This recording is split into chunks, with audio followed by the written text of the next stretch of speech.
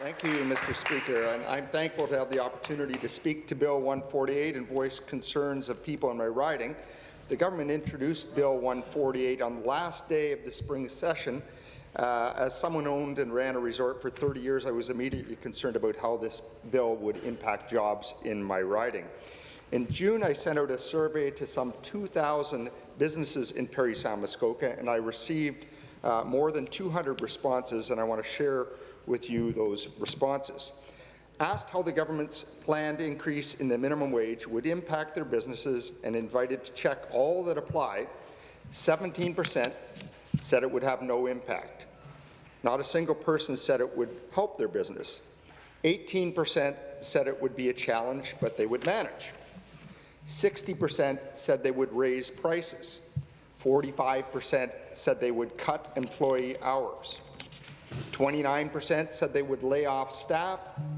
8% said they would close.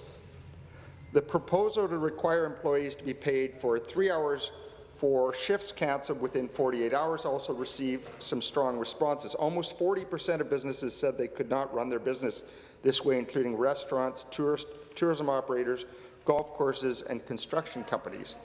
Many of these businesses indicated their operations are weather dependent and they cannot schedule based on weather forecasts 2 days out.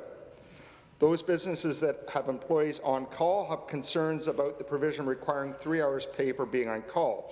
Of these businesses, 20% said they would raise prices, 31% said they would eliminate on-call services, and 42% said they weren't sure how they would deal with this provision. The respondents most concerned about this provision are in the towing and snow removal businesses. Obviously, businesses where it is impossible to predict when services will be needed and services that are needed. And perhaps the most disturbing statistic from the responses to my survey is that whether they would choose to start a business in Ontario now, asked whether they would choose to start a business in Ontario now, 49% said no, 29% said they weren't sure, and only 21% said yes. Almost 80% weren't sure whether they would open a business in Ontario under the current conditions. Over the past month or so, I've been visiting some of the businesses that responded to my survey, and I've dropped in on businesses from South River at the north end of the riding to Port Severn on the southwest corner of the riding. Last Friday, the Parry Sound Chamber of Commerce hosted a meeting where Carl Baldoff of the Ontario Chamber of Commerce and I were invited to speak. I shared the local perspective and the results I've just relayed to you from my business survey. Mr. Baldoff's presentation highlighted some of the projected unintended consequences that will result from Bill 148. He showed how the various projections for jobs put at risk in the first 2 years from the Ontario Chamber of Commerce, the Financial Accountability Officer, and the Canadian Centre for Economic Analysis were all very similar. He emphasized the fact that most of those who were facing the highest risks were amongst Ontario's most vulnerable population, including those this legislation is claiming to help. He also told us that, putting aside all other amendments, if the government were to slow down the rate at which the minimum wage changes are to be implemented, we could see a drastic reduction in the projected number of jobs at risk. In fact, he said if the $15 minimum wage were implemented over 5 years instead of over 15 months, 75% fewer jobs would be lost. Let me repeat that. If the government implements the minimum wage changes over 5 years instead of 15 months, 75% fewer jobs would be lost. This legislation was introduced and put through committee very quickly this summer, at a time when many businesses in Parry Sound Muskoka are too busy to travel to present to a legislative committee. So I wanted to make sure the comments I received get on the record. I know some of them wrote to the committee, but I want every MPP to hear how this is going to affect jobs in my riding. One small resort operator told me they will consider closing for the winter months, laying off full-time and part-time staff. Another resort operator said they might close their food and beverage operations, again meaning fewer jobs. One of the larger resorts told me that they would hire fewer staff and guest service would suffer, but they couldn't raise prices enough to match this increase. Tourism and hospitality are very labour-intensive businesses, Mr. Speaker. They employ a lot of people, and in particular, a lot of young people. And they are very price-sensitive businesses as well. If the prices go up, customers don't come back. Either they stay home or they go somewhere else. As one resort operator explained, quote, "In our industry, our competition is not the resort next door. It is actually foreign operations on things such as cruise ships registered in ports of convenience to circumvent labour laws, and in countries such as Cuba, where things like CPP and EI do not exist. Resorts cannot simply raise prices or our customers will go elsewhere," close quote. I visited Rick Breckbill at Severn Lodge in Port Severn. His family has run the lodge for generations, and I have a long letter from him that I wanted to get part of it on the record. Dear Norm, we are supportive of a fair Ontario and are proud to be a strong, productive part of the rural Ontario economy, which has supported generations of families and generated substantial tax revenues. The proposed legislation and short implementation period gives business no time to react or to compensate for these dramatic increases that amount to 15 years of minimum wage increases at once, based on the current inflation rate. The tourism and hospitality industry is a delicate balance of so many factors, including seasonality, weather, contracts, suppliers, and competitive global economic factors. The short time for implementation drastically affects all business planning that will more than likely halt any capital improvements and provide us with no clear understanding of the inevitable rising costs of doing business. The provisions in the Changing Workplace Review would definitely challenge the viability of our business. He has 3 pages of a letter, but I just wanted to highlight that one part of it. Don's Bakery in Bala is another iconic tourist attraction. Jana Foster wrote to the committee and told them, quote, "The increase in minimum wage will severely impact us. We will raise prices, and I'm not sure people will accept these changes, and therefore this may be detrimental to our business, and we may have to close our 70-year-old traditional business that many have come to love," close quote. Don's Bakery will be facing this challenge at the same time as traffic is disrupted in downtown Bala by the construction of the Bala Falls project. So I really hope they can survive this double-barreled attack. Someone else who wrote to the committee was Kathy Sheridan, owner of Reflections of Muskoka on the main street of Huntsville. "I've been in business in Huntsville for 30 years. Raising minimum wage will make me consider closing my business and retiring. We have a hard enough battle with the big box stores and moving in on online shopping," close quote. Another store owner, this one in Parry Sound, said she already pays $15 per hour in order to attract better candidates for positions. "If that becomes the bottom of the pay scale, I can't compete. I cannot raise what I paid. Increased wages and the corresponding employer costs will mean that I will have to scale back on staffing and work more myself, more than 5 days a week," close quote. This was something I heard from a number of employers, that they would simply take on more of the work themselves and hire fewer people or offer staff fewer hours. Not only does this hurt the employees in the short term, it hurts the business in the long term. As one sports store owner said, quote, "We will have to cut employee hours, which means owners taking more time away from building the business to simply run it," close quote. One convenience store owner who has 2 stores said he would likely close one location and work more hours himself. He also commented that if government is raising minimum wage, they should also increase the commission rates on lottery tickets. Businesses in smaller communities are especially concerned because this will not only hurt their business but their whole community. One gas station owner told me, quote, "Small town impact is big when you have to close early. We'll lose business, people will travel elsewhere and not come back," close quote. A grocery store owner said, quote, "We'll have to shorten store hours in the off-season, forcing customers to shop out of town," close quote. A cafe owner in a smaller community in my riding told me, quote, "Because about 90% of my year-round clients are on a fixed income, I cannot raise my prices enough to compensate for this. I may have to close the doors.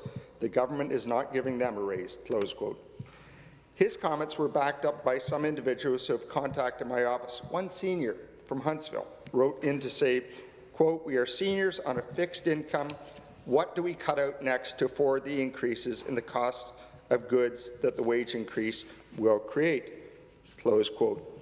Another individual who was injured at work many years ago and lives off of workers' compensation payments, concerned that his income won't go up, but that his costs will go up. And Mr. Speaker, what about those people on Ontario Works or ODSP? They'll see their costs of living go up, but won't see a similar increase. And they are right. As I said before, 60% of businesses told me they would raise prices to adopt a higher minimum wage. One restaurant owner in Huntsville said this, quote, "Makes me wonder if I even want to be in business anymore. We have struggled for 38 years to make ends meet and keep our employees employed during the slow winter months, even though the sales weren't there," close quote. A large marina and boat retailer told me, quote, "If I have to pay my unskilled employees $15 per hour, my skilled workers who are currently making $15 to $16 an hour want 20, those making 20 will want 25, etc. In addition, my CPP and EI contributions will increase as they are based on a percentage. We currently pay 45% of every gross profit dollar to wages. This will escalate that to 48%. My competitors in the U.S. and elsewhere in Canada have an average of 38% of gross profits going to labour cost. And on the scheduling issue, Mr. Speaker, many businesses were opposed to the provision requiring employees be paid 3 hours wages for shifts cancelled within 48 hours, particularly weather-dependent businesses like golf courses, resorts, construction firms, restaurants with patios, and tour operators. How, for example, is a golf course supposed to pay its employees for 3 hours on a day when it rains? And I met with a golf course company in Muskoka that has 3 18-hole golf courses, and they pointed out with the weather we had this spring, which of course was rain just about all the time, that they had a forecast on Thursday for a sunny Saturday. All 3 courses were fully booked. Then, of course, Saturday rolled around and it rained, as it did most of this spring, and they ended up with 6 golfers in total for all 3 courses. So under the new rules, they would have to, with no revenue coming in, have to pay all the staff scheduled to come in despite having no business. And that's in a business. The golf course business is a business that is quite marginal, and this company figured the cost would be about $2 million to him. And I noticed that Parry Sound Golf Course, talking about increasing prices, just announced that as a result of Bill 148, specifically cited, their rates are going up 7% next year. On call, another part of this bill that elicited some strong responses was that the requirement to pay employees 3 hours work for being on call. We live in Ontario. We have winter. Snowplow drivers are essentially on call for 4 or 5 months. I heard from landscaping firms that offer snowplowing services in the winter who said their prices will skyrocket just to pay the drivers for all the days it doesn't snow. In my riding, we could have people who won't be able to afford to contract a company to plow their driveway. What happens if they need to call an ambulance, but their driveway hasn't been plowed? How are small municipalities with a population of 1,000 people or less, and let me tell you, I have lots of those municipalities, how are they going to afford to pay their snowplow drivers? And what about towing companies? I met with Doug Nelson, Executive Director of the Provincial Towing Association of Ontario, and he also wrote to the committee. He's based in Bracebridge in Muskoka. He explained that the towing industry has already seen unprecedented increase in cost of doing business, and that Ontario has seen a 25% reduction in the number of registered towing companies since 2014. The cost of having a light-duty tow operator on call will be $75 per day, a heavy-duty tow operator $125 per day. All total, this bill could cost an average tow operator with 15 staff on call $500,000 a year. I want to quote from Doug Nelson's letter to the committee. Rural Ontario and small cities, things become even more complicated as many tow operators utilize drivers on call, but seldom have more than a few after-hours calls per month. Our member in Windsor, for example, provides an average of 11 after-hours service calls per month. Using these figures and an average consumer price of $100, the contractor would be in the red. 11 calls times 100 means $1,100 versus $75 per day times 30 days equals $2,250 in on-call labour costs. or a $1,150 loss. On call would more than double the payroll expenses. The cost of a simple boost or lockout would increase from $75 to over $200. As a result, towing companies will have to double or even triple prices, or cancel after-hour service, or get out of the business entirely. If some towing companies get out of the business or stop offering 24/7 services, motorists will wait a lot longer when they need a tow truck in the middle of winter, and this could be dangerous. Someone could be waiting hours in a disabled car without heat.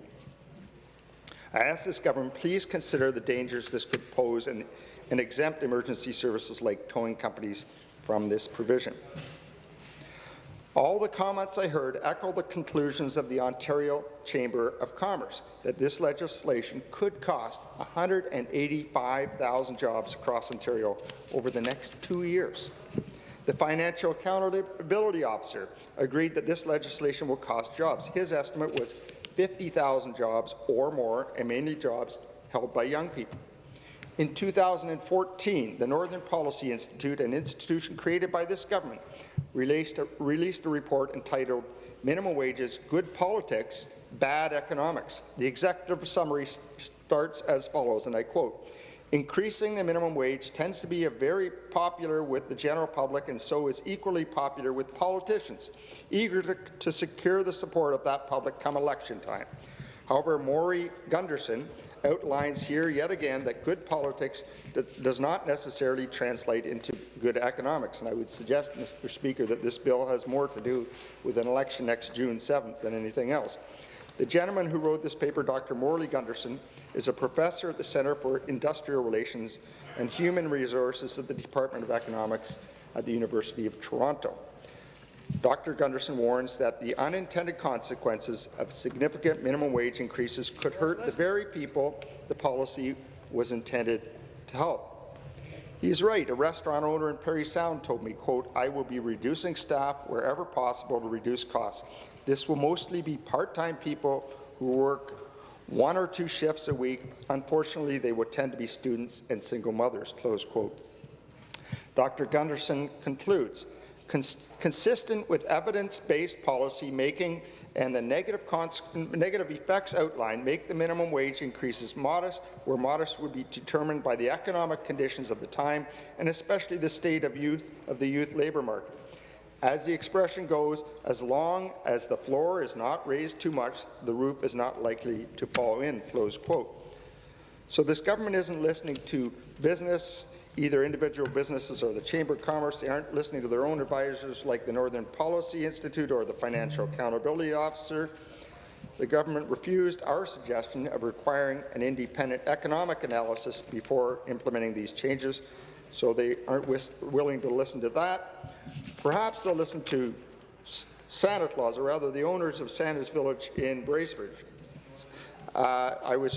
Received a letter, the committee received a letter from the owners, Mr. Dunkley, and he wrote to the committee, and I want to read from this letter. "Our main concern with the proposed legislation is the magnitude of the increase in the short time period over which it is being phased in. Anyone who has ever managed a small business would tell you that a 33% increase in labour costs over such a short period is an impossible challenge to overcome. This will lead to business closures and job losses, as it will leave employers with no alternatives.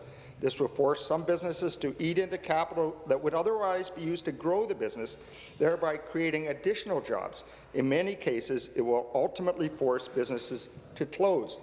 And Mr. Dunkley goes on, "I implore you to think of the family-owned restaurants, convenience stores and resorts in Ontario that will have no choice but to close. For those businesses lucky enough to have access to capital, automation to reduce employment levels may serve as a lifeline to sustainability. But this will mean fewer jobs in Ontario. To ensure the survival of our business and to protect the livelihoods and futures of as many of our employees as possible, we have already started plans to reduce paid positions next year using automation as a direct result of the government's action." And finally, I want to quote one last business owner, a restaurateur in Parry Sound, who summed up the PC position on this bill perfectly. "I'm not against a minimum wage increase. I am, however, objecting to the accelerated process of this increase that puts a tremendous burden on the small business community only for the purpose of re-election. Thank you, Mr. Speaker.